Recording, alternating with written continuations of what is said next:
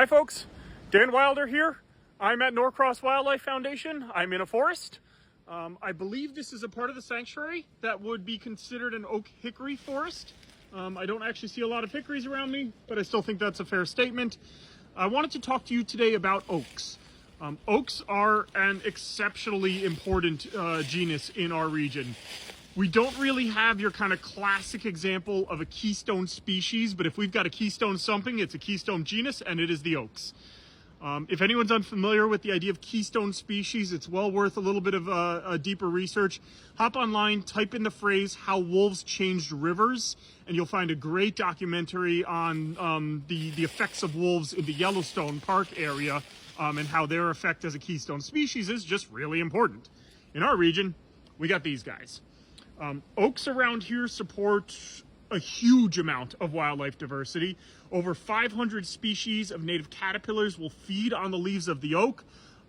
Those caterpillars are then fed upon by other insects, by birds. There's larger birds feeding on the small birds that feed upon the insects, and you pretty much get a whole ecosystem, or at least the beginnings of one, forming out of this really important genus. So oaks can be challenging to tell apart. I want to talk a little bit more about distinguishing the different oak species and groups. From a group point of view, in our region, we have two major groups. There are the red oaks. I'm using that in the plural. So red oaks include red oak as a species, black oak, scarlet oak, bare oak, and pin oak, and some others such as that. In my area, white oaks are a little less diverse from a species point of view. We've got the white oak, such as the one in front of us here, and the swamp white oak, which you tend to find in the wet areas, and a little less diversity than, say, the red oaks. Let's start with white oak, because frankly, it's easier to tell apart. From the group point of view, the one thing that I love about oaks is the leaves don't go away anytime quickly. So you can usually search around the base of a tree to find some leaves. The challenge is the leaves look different. I got two different species of oak leaf right there. So this guy goes with this leaf. And you'll notice that this leaf, if we focus correctly, has nice rounded lobes. No points on the end of those lobes, and that tells us we're in the white oak group. In this case, it's telling us we have the white oak species. But that's just because we're not in a swamp, but it's not a swamp white oak.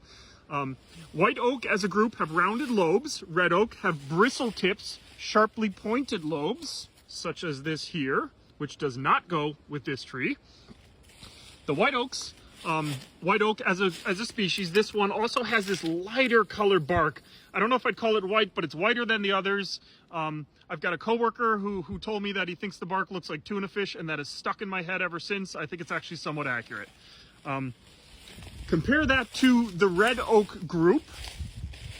Red oaks, you can see the bark. We can see some light coloration. There's lichens that often grow on oaks. But you'll notice that the bark is generally not as light in color. It doesn't really look like tuna fish. There's also this really nice characteristic that red oak does, and I mean this as red oak as the species, so Quercus rubra.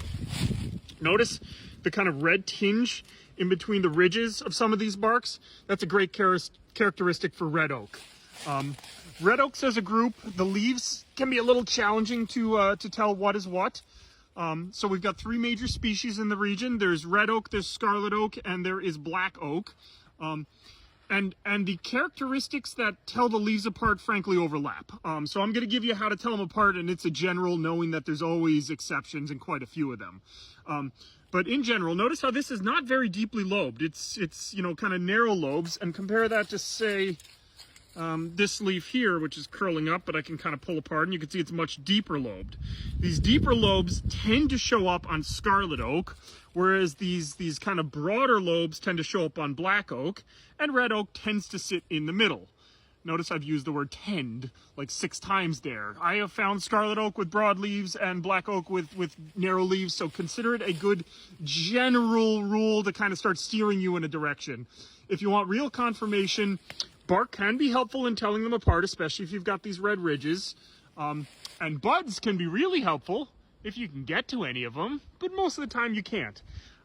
Knowing that the red oak group often hybridizes, a lot of times we're comfortable just saying, hey, red oak group.